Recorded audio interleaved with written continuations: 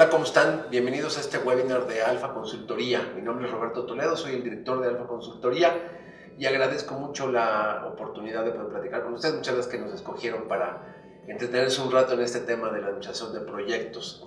Para aquellos de ustedes que están utilizando este webinar como asignación previa a uno de nuestros cursos, es uno de los usos que tiene este webinar como una tarea preliminar a la participación en uno de nuestros cursos. Muchas gracias por habernos escogido para su capacitación en dirección de proyectos y bienvenidos al mundo de la dirección de proyectos.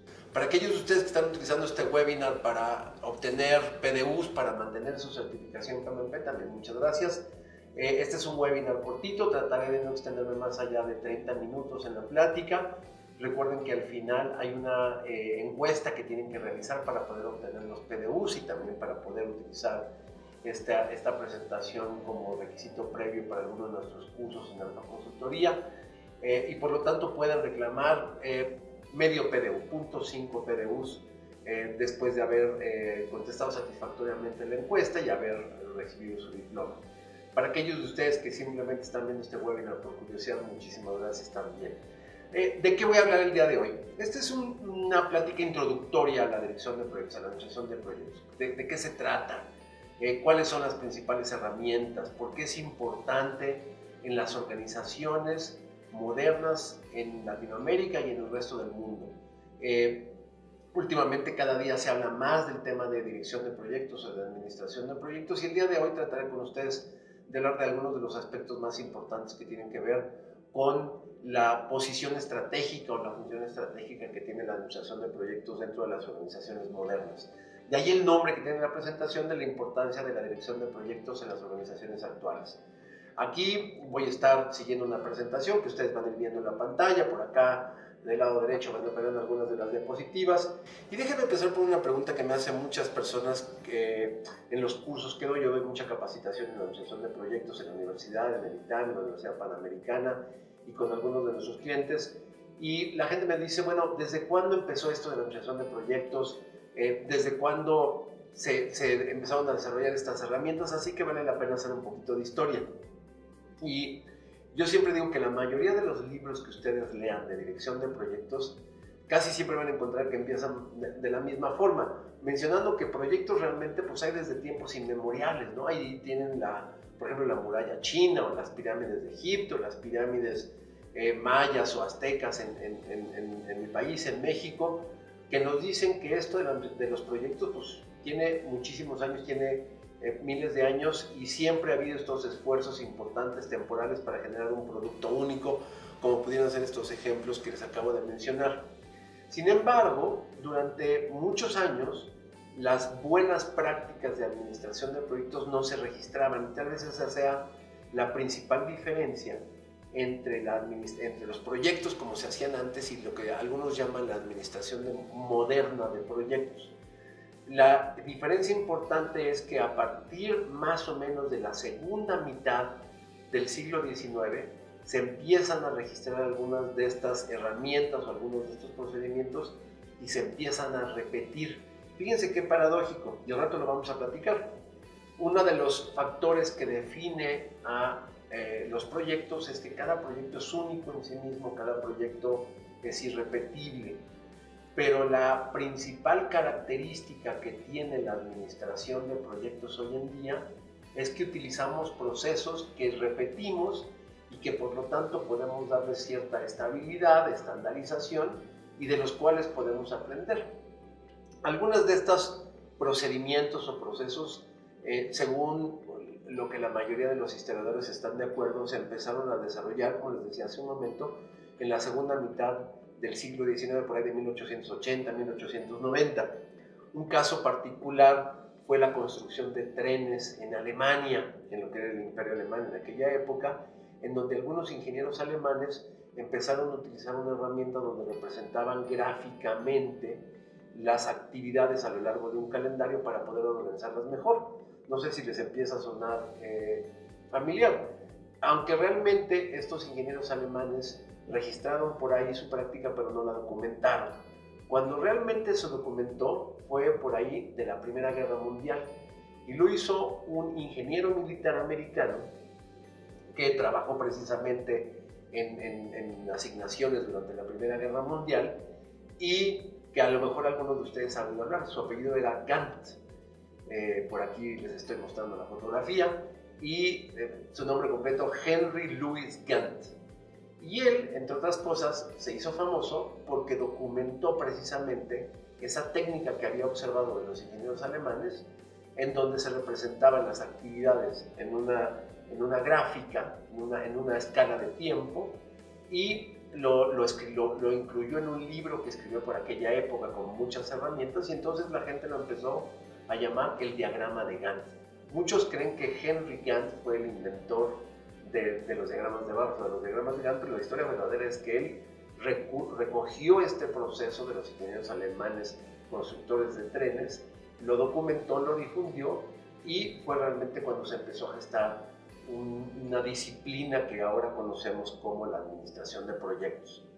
Durante la primera mitad del siglo XX se fue desarrollando, más o menos, fue habiendo algunas actividades, fue habiendo algunos avances, pero la mayoría de los historiadores considera que hay un proyecto en particular en donde se lograron documentar muchos procedimientos de administración de proyecto que inclusive hasta la fecha, hasta el día de hoy, seguimos utilizando, y que algunos historiadores llaman el proyecto madre.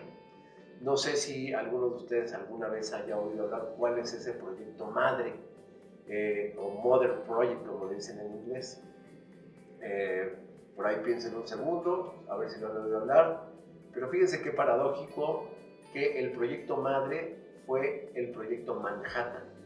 Y el proyecto Manhattan, no sé si ustedes lo sabían, pero es el proyecto de investigación y desarrollo de la primera bomba atómica que se desarrolló en los Estados Unidos, precisamente en épocas de la Segunda Guerra Mundial.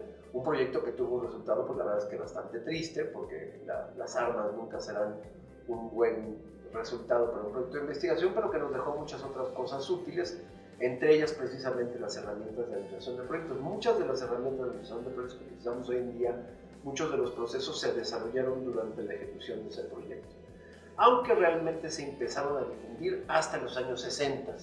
En los años 60 podríamos hablar de que fue la década donde se empezó a gestar y a desarrollar lo que hoy conocemos como la profesión de administrador de proyectos. Y este es un tema que a lo mejor algunos por ahí han oído que causa cierta polémica. Yo soy un convencido de que sí, la dirección de proyectos es una profesión, y los que nos dedicamos a administrar proyectos compartimos un conjunto de conocimientos, un conjunto de herramientas y de habilidades que nos distingue de otras profesiones que hay en el mundo laboral. Muchas personas todavía no consideran hoy en día a la administración de proyectos como una profesión, pero todos los que estamos en esta carrera, en esta disciplina, deberíamos pugnar para que se desarrollara como una profesión. Durante los años 60 pasó una cosa interesante, que fue cuando se desarrollaron, cuando se empezaron a desarrollar con fuerza las tecnologías de la información. Y las tecnologías de la información contribuyeron de una forma doble a este tema de la administración de proyectos. Por un lado, surgieron nuevos proyectos de tecnologías de información, de desarrollo de soluciones o aplicaciones para el manejo de información, los cuales requirieron de la utilización de herramientas y técnicas que se habían desarrollado preliminarmente para proyectos principalmente de construcción o de investigación y desarrollo de armas, como en el caso del proyecto Manhattan. Entonces, la gente que estaba haciendo estos sistemas en aquel entonces volteó a ver y a buscar qué tipo de herramientas había que pudieran ayudarles con los proyectos de sistemas, y lo que se encontraron fueron estas herramientas, ¿no? Y por el otro lado, el surgimiento mismo de las herramientas de tecnologías de información lo que hizo fue apoyar la automatización de algunos de los procesos más laboriosos, como precisamente el cálculo del cronograma de un proyecto, que a final de cuentas queda representado en un diagrama de Gantt o en un diagrama de nodos. Entonces, digamos que también las tecnologías de información, contribuyeron a el desarrollo mismo de las herramientas de administración de proyectos en aquel entonces.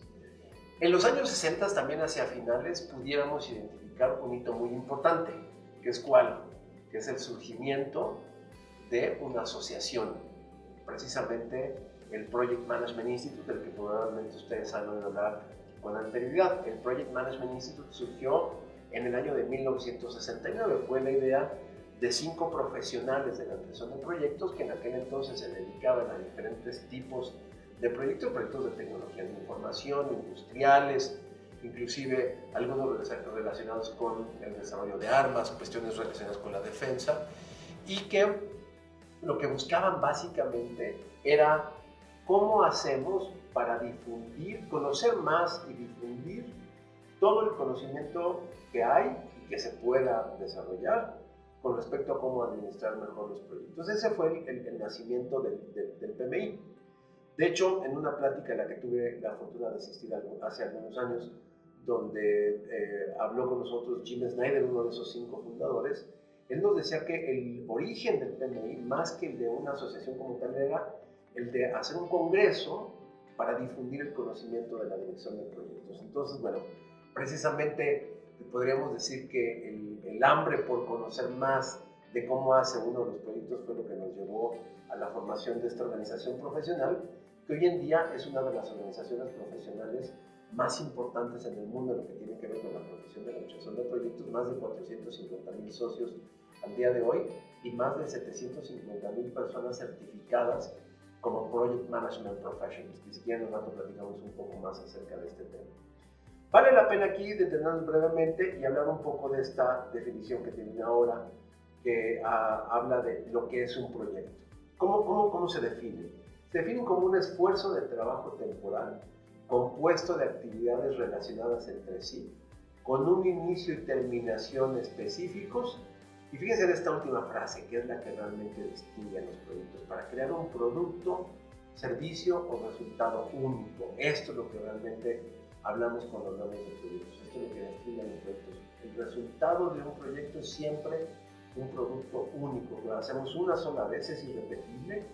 Si lo hiciéramos varias veces de la misma forma, entonces estaríamos hablando de un proceso, ya no de un proyecto. Y a lo que nos lleva es a una dinámica de trabajo distinta, una dinámica de trabajo enfocada a generar ese producto final. Ejemplos podríamos hablar de muchos, ahí les pongo algunas fotografías como la construcción de una casa, la construcción de un edificio de oficinas, un proyecto de telecomunicaciones o de tecnologías de la información, un proyecto de investigación y desarrollo. Ejemplos hay muchísimos y cada día hay más proyectos en las organizaciones. Lo que tenemos que tener claro ahora, visto desde otra perspectiva, es que los proyectos, la administración de proyectos surge de la necesidad de llevar a cabo de una manera más estructurada proyectos de infraestructura, de construcción. Pero después de los años 60, cuando se le empieza a dar forma a este tema de la administración de proyectos, nos damos cuenta que realmente proyectos hacen todas las empresas, como las empresas de tecnologías de información. Esfuerzos de trabajo temporales enfocados a la creación de un producto hacen todas las organizaciones. Y esos proyectos, a final de cuentas, son el medio a través del cual las organizaciones cumplen con sus objetivos estratégicos. En el momento en que nos damos cuenta como profesión de esta liga entre la estrategia de la organización y la ejecución de los proyectos, es cuando nos damos cuenta que nuestra profesión tiene una gran contribución al cumplimiento de los objetivos estratégicos de las empresas. Cuando entendemos que vivimos prácticamente en un mundo proyectizado. Déjenme darles algunas cifras generales que ha publicado el PMI de forma reciente. Más o menos un 20% del producto global, estamos hablando de 12 trillones de dólares por año, se gastan en proyectos de capital alrededor del mundo. Es una cantidad impresionante de dinero y es una cantidad impresionante de trabajo que hay que hacer y que tiene que ser administrado y dirigido.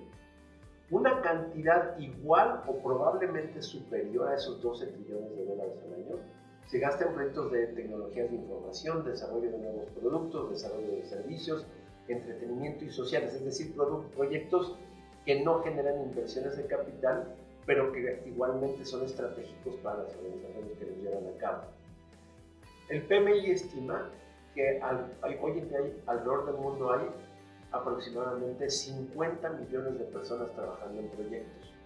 Es decir, 50 millones deberían de conocer al menos herramientas básicas de administración de proyectos. Pónganse a pensar más o menos de esos 50, qué porcentaje realmente los conoce, y es un porcentaje relativamente bajo. Y por el otro lado, esto no sigue más que creciendo en el futuro. La economía global está creciendo actualmente, no a los ritmos de hace 2 décadas, pero sigue creciendo, y por lo tanto se estima que adicional a esos 50 millones de personas, habrá 20 millones de personas más que se requerirán para ejecutar todos los proyectos que se van a llevar a cabo en los próximos años. Es un número impresionante de personas que necesitan herramientas, y es un número impresionante de proyectos seguramente. Bueno, regresemos al tema de las organizaciones. Las empresas, tanto públicas como privadas, ya vimos muchísimos proyectos. Ahora, ¿cuál es la contribución de esos proyectos al crecimiento de las organizaciones? Déjenme hacerles una gráfica donde les voy a enseñar 4 pasos. Primero, las organizaciones tienen que hacer su planeación estratégica, tienen que fijar el rumbo, hacia dónde van. Normalmente, a partir de esa planeación estratégica de alto nivel, lo que hacen es formular los objetivos estratégicos que pretenden alcanzar en un cierto tiempo. Para cumplir con esos objetivos, necesitan definir las acciones a realizar para alcanzar y cerrar las brechas que previamente identificaron, y obviamente ejecutar esas acciones. Ese es el problema al que se enfrentan la mayoría de las organizaciones hoy en día. Recorrer ese camino, desde definir correctamente su planeación hasta ejecutar las actividades que me van a permitir cumplir con esos objetivos. Podríamos decir que la necesidad de planear la estrategia de las organizaciones es una preocupación que la mayoría de los directivos, de los CEOs de las empresas han tenido durante los últimos 20 o 30 años. Yo quisiera pensar que hoy en día está claro que para que una empresa sea exitosa, crezca, se desarrolle, necesita tener claramente desarrollada su planeación estratégica. El problema es que muchas de las empresas se quedan ahí, se quedan solamente en definir la planeación estratégica y no dan continuidad con estos otros 3 pasos. No llevan a cabo el resto de los pasos. Y esto se ve muy evidente porque muchas empresas tienen una muy buena planeación estratégica, pero son muy malas implementando esa planeación estratégica. El PMI desde hace algunos años publica anualmente un estudio que se llama Pulse of the Profession, el pulso de la profesión, donde precisamente analiza qué tan exitosas son las empresas en ejecutar las acciones que les van a permitir cumplir con su estrategia, que a final de cuentas esas acciones no son otra cosa más que proyectos. Y fíjense que a pesar de que ha ido mejorando a lo largo de los años y que cada día hay más conciencia de la importancia de la ejecución de la estrategia, todavía estamos en niveles preocupantes. Algunos de los últimos estudios del PMI del 2016, por ejemplo, indica que solamente el 64% de las iniciativas estratégicas alcanzan sus objetivos de negocio. Es decir, apenas 2/3 partes de los proyectos que llevan a cabo las organizaciones son exitosos, cumplen exitosamente con sus objetivos. Desperdiciamos aproximadamente un 33% o hacemos mal un 33% de esos proyectos estratégicos. En ese mismo estudio el PMI estima que en promedio, por cada 1,000 millones de inversión en proyectos estratégicos, 109 millones son tirados a la basura. Se desperdician 109. Es una ineficiencia de aproximadamente el 11%, para hablar de números redondos. Ahora, lo interesante de este estudio que el PMI publica es que hay grandes diferencias entre las organizaciones.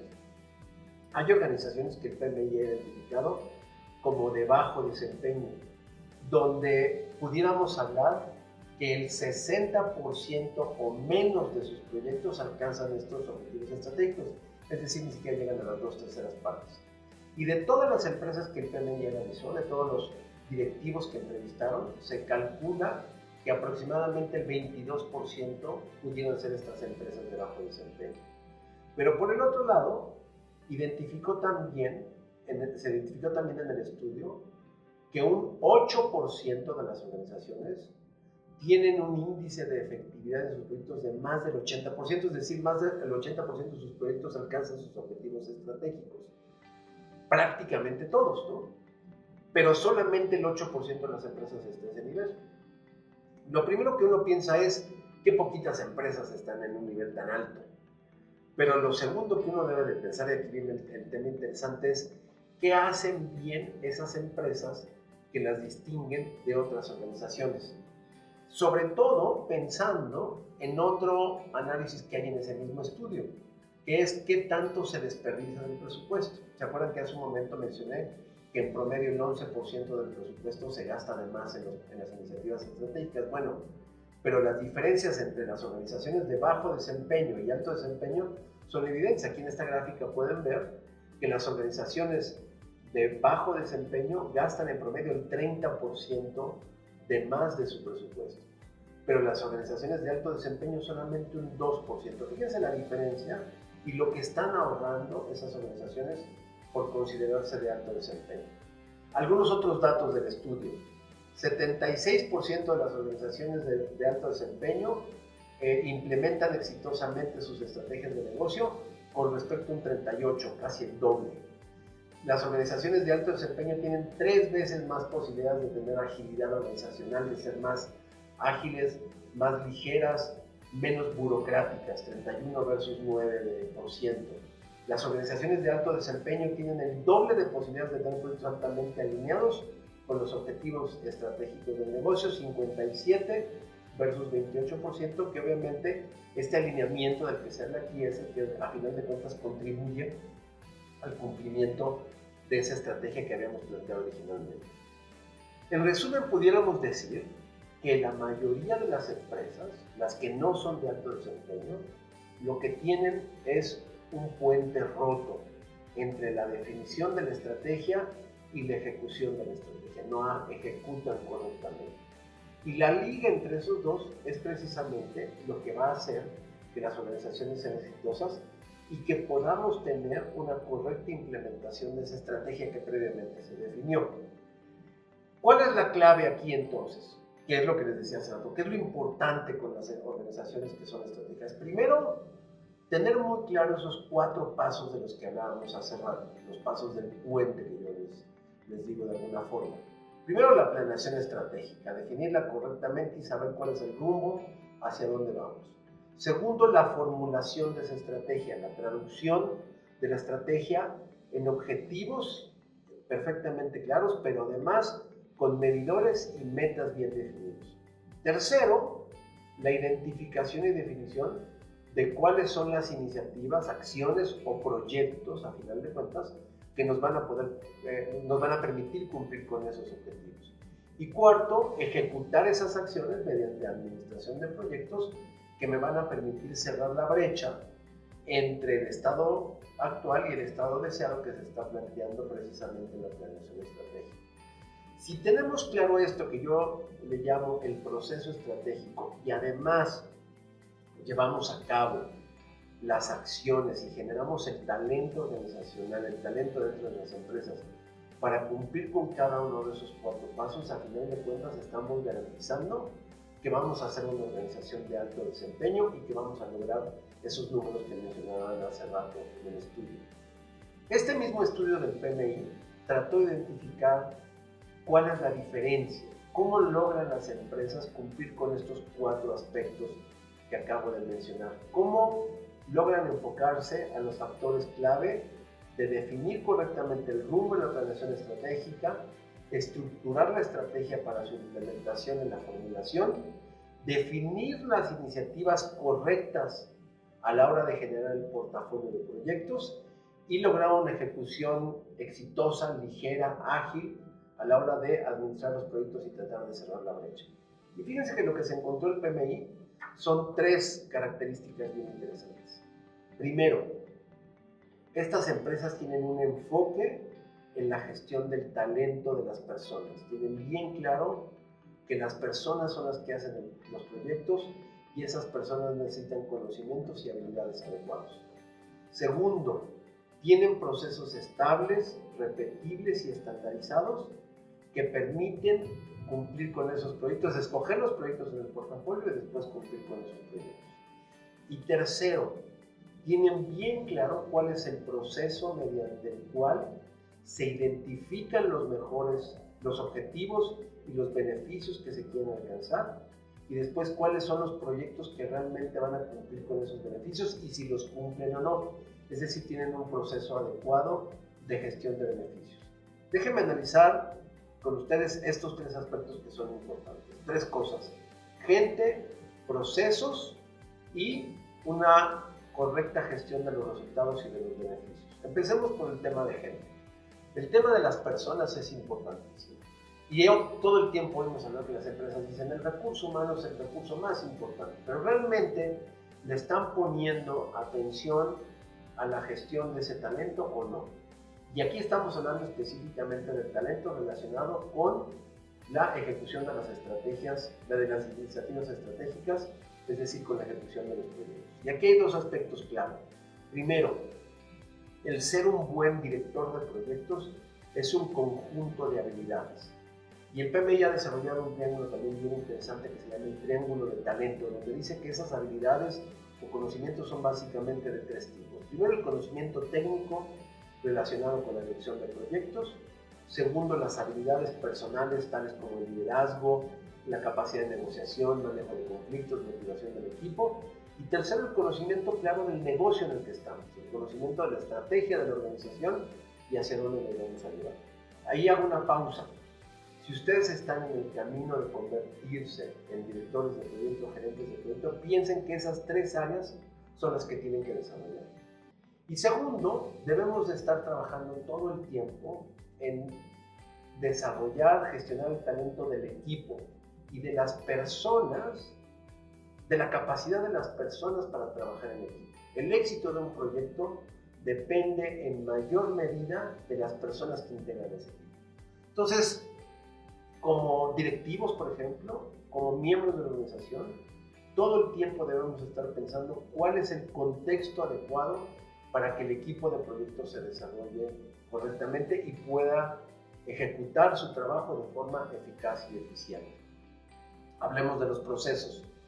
Los procesos, la forma de llevar a cabo un proyecto debe ser estandarizada, debe ser estable, repetible y generar procesos de aprendizaje. Aquellas empresas que tienen un proceso estable, repetible de administración, de dirección de proyectos, son las empresas que logran sus resultados. Si no llevamos a cabo acciones siguiendo ciertos principios de administración y dirección, no vamos a lograr los resultados que estamos buscando. Una buena referencia es el estándar PMBOK que ha publicado el PMI desde hace muchos años, en donde habla de 5 grandes procesos: inicio, planeación, ejecución, control y cierre, y de 10 áreas de gestión donde debemos de aplicar herramientas, donde debemos de enfocarnos si queremos obtener un proyecto que cumpla con esos objetivos que se habían fijado originalmente. Ahora, esos son los principios.